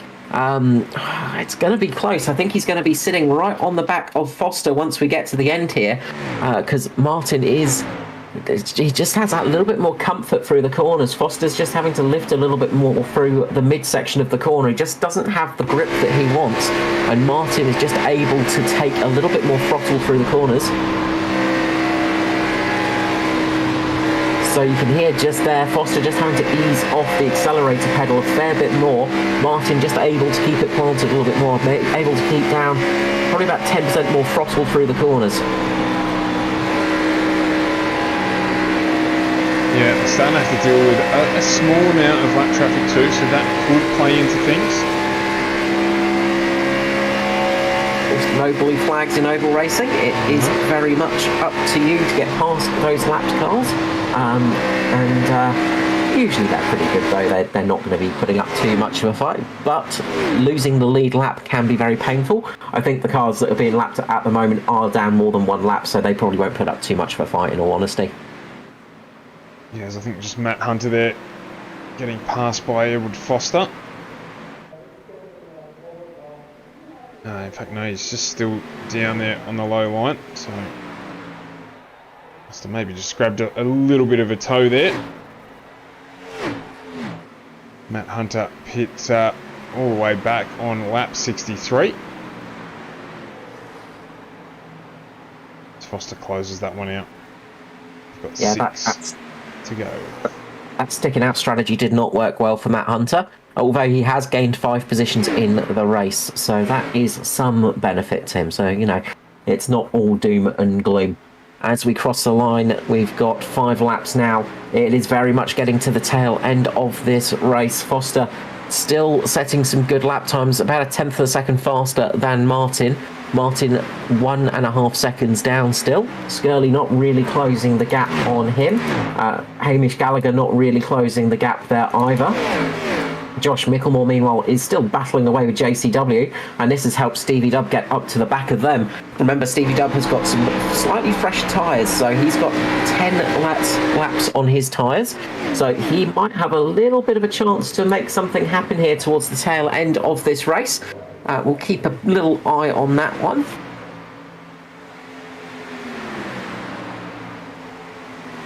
As they battle it out, of course, they're going to be slowing themselves down, and that's just going to be helping Stevie Dubb just move up those extra positions. So he'll be enjoying that quite a lot. He will be. He'll just be watching in the background here saying, yep, no worries. You guys keep that up. 3 laps remaining, and the gap is down to just over a second now between Foster and Martin. So this is getting very, very close. It is really, really going to be tight at the finish, but I don't think Martin's going to have enough pace to do it. It's just going to be tantalisingly close for him, and he'll be kicking himself just staying out those extra couple of laps. That will have cost him a little bit more. Meanwhile, Skurlock is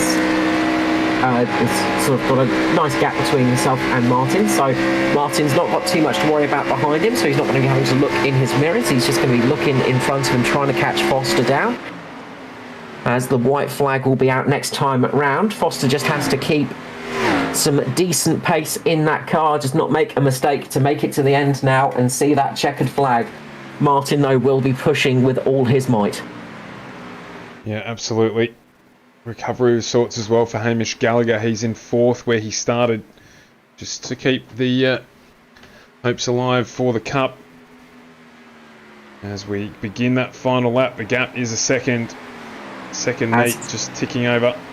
Just jumping back quickly to Stevie Dubb, making the move on Josh Micklemore and possibly going to make his way past there. So he's making his way up through the field.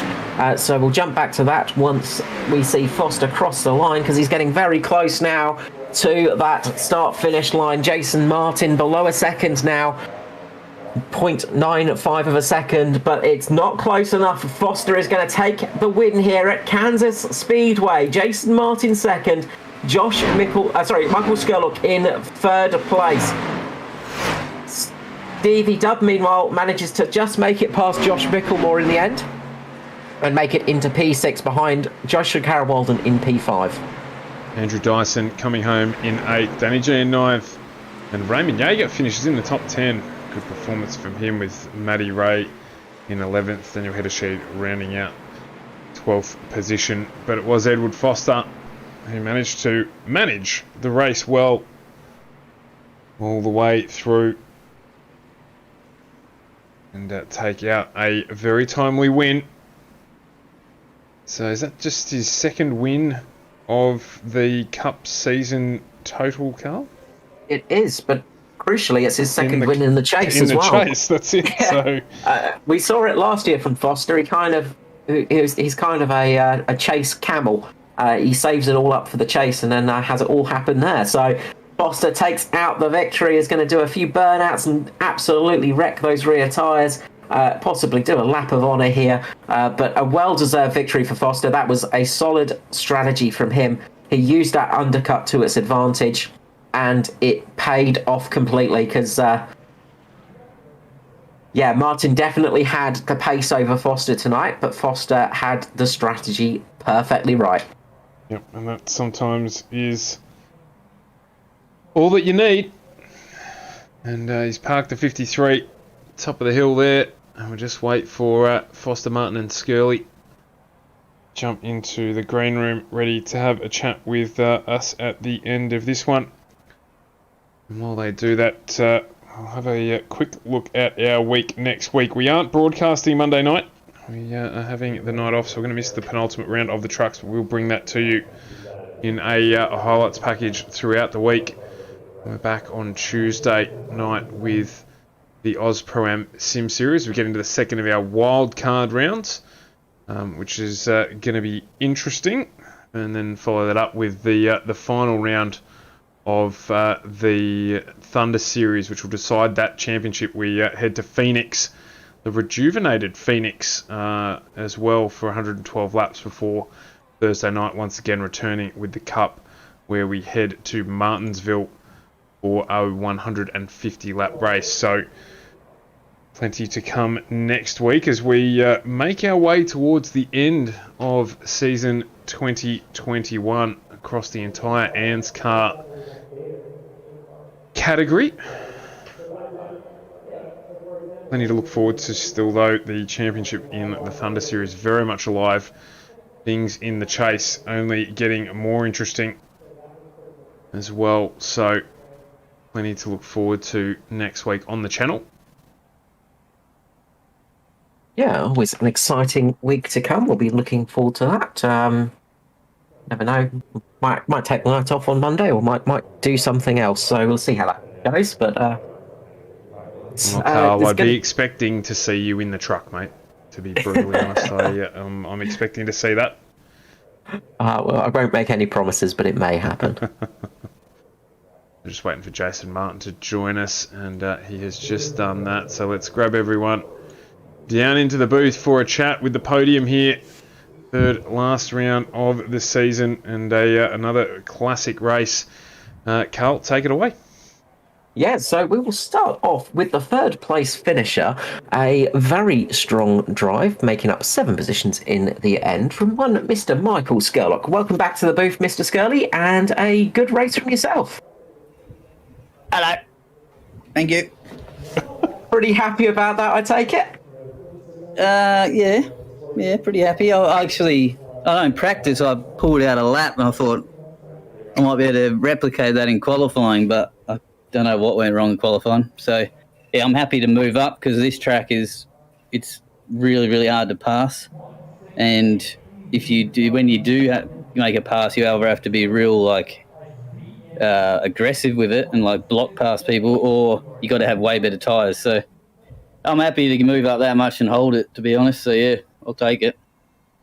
Yeah, I mean, it's not the easiest track to pass on, but you did manage some good passes throughout the race. We saw you having some good battles throughout the field, and especially that last pass on Hamish. That one came together quite well for you.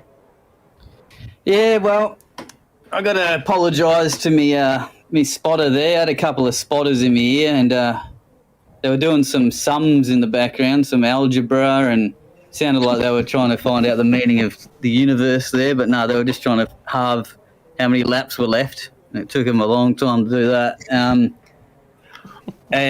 One guy might be Double D saying pit on lap 82. And I was like, oh, I don't know. And then another guy, might be Mirko, said 92. And I was like, uh-oh. I go 85. And then they go, no, 92. And I'm like, all right, I'll go 92. Edward went in at 82. And look where he ended up. He was miles ahead. So I should have followed what Dave said. Yeah, you've learnt your lesson. Don't trust Mirko. Only at the one track, though. I mean, one track a year, Mirko will get it right. When that happens, he's got 200 starts now. He has 25 finishes, and one win. No, 2 wins. He'll call you out on that. He's got 2. Congratulations on the podium tonight, Scully. Obviously, this is going to help for the old championship standings. I mean, you managed to finish ahead of Hamish and Josh Micklemore, of course. So that's good news for the chase. Yeah, it's good news, but you know what I mean. If you're up top, where are you? And the guy who won it is the guy we're trying to keep off the top. So good on him. It's easier said than done sometimes, that one. Yeah, no, he did well. He did well to pull away and stay out there or not. No, look, congratulations on P3, Scully. Always a pleasure to have you in the booth. Before I let you go, the usual thing is shout out and love to all the sponsors and people in general. Yeah, shout out to one of the bandits. The other one, I don't know, he knows how to park a car in the middle of Martinsville and take the whole track up. He's me and Murky. I love him. And you guys for putting on the show. And Edward for winning and Jason coming second. And everyone was good, clean race. So, yeah, well done. Always a pleasure, Mr. Scully. Thanks for coming up in the booth. I'm sure we'll catch you again soon. Bye-bye. Next up, we will head to the second place man, Mr. Jason Martin. Jason, congratulations on that P2. You looked very fast out there tonight. Thanks, mate. Finally had a bit of luck in a race and didn't turn to crap. So, yeah, I was pretty confident on a long run, and we got lots of long runs, so I was happy with that. But, no, Ed was too good. Timed pit stop perfectly and got the win, and good on him. Great drive.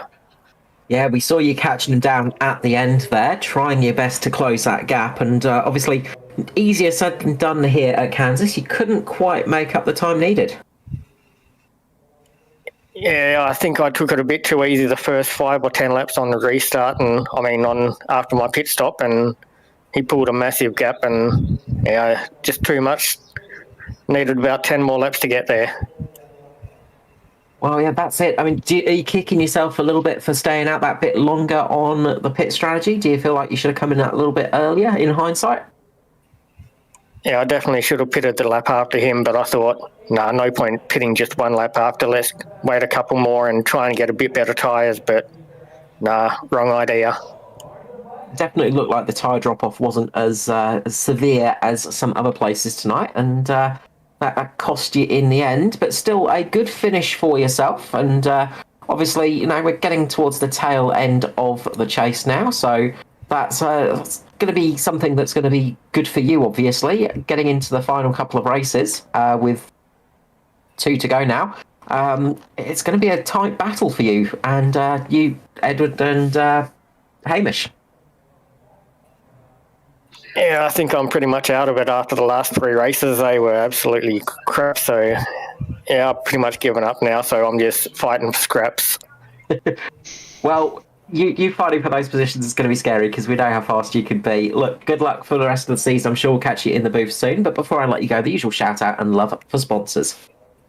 I got to thank the boys at Mitch Motorsports. If it wasn't for them, I wouldn't do any practice. And so, yeah, thanks for them for keeping me entertained and keeping my mind on the job. BK Designs, ANZCAR putting on the great league. All the best drivers want to race here. And you guys for the broadcast, and well done out on the win, kicking ass. Thank you so much, Jason. I'm sure we'll catch you in the booth before the season's end in one of the series at least, but have a good rest of the night. Cheers, mate. And next up, taking his second win in the chase, Mr. Edward Foster. Congratulations on that fantastic pit strategy call and great victory here at Kansas. Thanks a lot. So that strategy, that worked out very well for you in the end.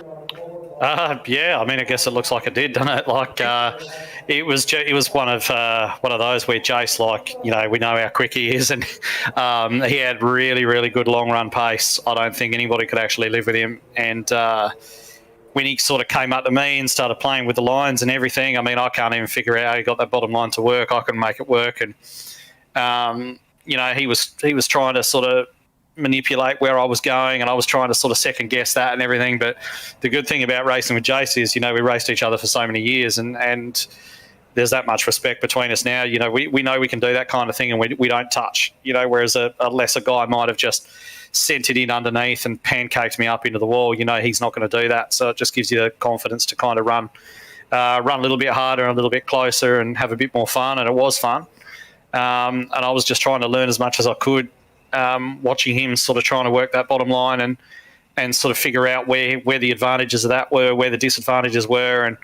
And then finally I just made a small mistake, lost a bit of momentum, and Jace got me and Neil got me. And I thought, all right, well, I'll run for another couple of laps and see what happens. And I'll come down and see how that works out. And it could have backfired spectacularly. You know, I've done the exact same thing early in the season and we ended up getting wrecks. But, you know, it ran clean. We had no rookies trying to make names for themselves, smashing in the back of me or anything like that. And we, got the job done in the end. No, well, like, as you said, you've raced Jason for a number of years, but he still managed to catch you out a little bit in that first stint with that first overtake, of course. Just getting you down there to defend that low line and catching you a good one. Yeah, well, when you're behind, I mean, it's kind of good, like, when you're up behind, because you can sort of, you know, the guy in front's always kind of reacting to what you're doing, and you can sort of you've got a little bit more freedom to do what you want. And, you know, he's very good at that, as we know. And, yeah, I saw him sort of closing me down then in that last stint after I got a bit of a way ahead. And I just figured something out halfway through that last stint that sort of gave me what I needed to hold him off. And without that, I don't think I would have made it. So, or certainly you would have seen another battle like you saw at the end of the first stint with him sort of trying to run to the bottom and us, you know, running side by side off the turns, which probably would have been great for you guys, but I'm kind of happy the way it went. Yeah, I'm pretty sure you didn't want that right towards the end and the crossing the finish line side by side. It's a bit of extra stress that you don't need. Definitely. Yeah, for me, yeah.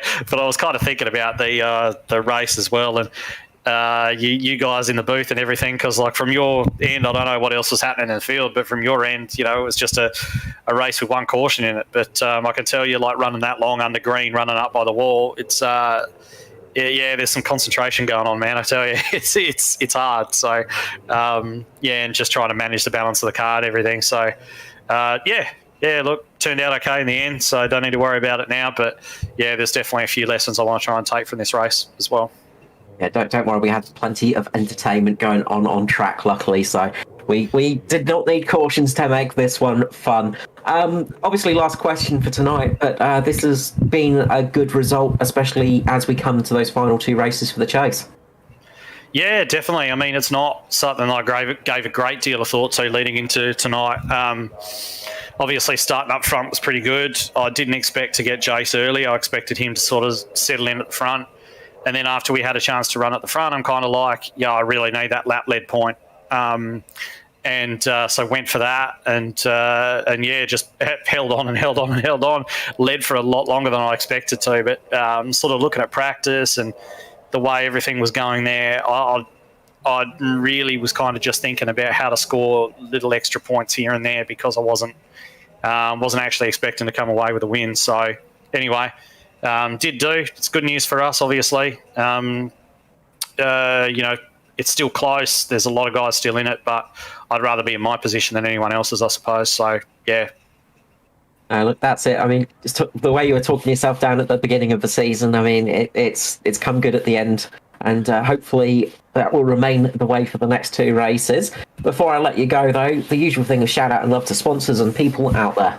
Yeah, absolutely. So first off, shouts out to everybody tonight. Everybody was good to race with, the guys that I did see, and shouts out especially to Jason. He and I have had so many good races over the years, like sort of thinking back to that truck race at Indianapolis we had not too long ago and all the rest of that. Like, it's just so much fun racing him and guys like him. Like, that's what keeps us coming back. It's not winning races or titles, poles, anything like that. It's the good racing that you get, and racing those guys just makes it worth showing up every week. And on the admin side, it makes it worth putting the series on because you've got guys like that that just put their best foot forward, don't act like idiots, and you can have really good racing with them. So that's really good.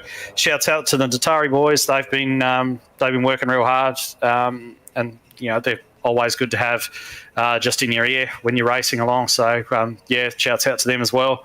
And of course the sponsors, Bridgestone Select Race Magazine, Two Fat Blokes, Ferguson Group Media, and AJ Insurance Services as well. Thank you so much, Ed. Pleasure having you up here in the booth. Good luck for the rest of the season. Hopefully we'll get to chat to you again soon. Pleasure. Thanks a lot. So, Stuart, another race down, 2 left in the chase to go. It is very much the tail end of the season, and it is getting to that point where every point matters. Yeah, absolutely it is, and that's certainly what Edward Foster was focusing on there in that discussion. So, but that makes it an exciting couple of weeks to go in the series, and looking forward to seeing that over the coming weeks. So, but for now, Carl, that is the end of our week. It is our Friday night on the stream. So, to everyone who tuned in this week and everyone who tuned in tonight, as always, thank you very much for supporting the stream. We greatly appreciate it, and I hope you will enjoy the weekend, and we will see you next week on Tuesday night for the Oz Pro Am Sim Series. And we look forward to catching you all then from FGM eCars, your E-Place for Pace. Thank you very much, and we will see you again.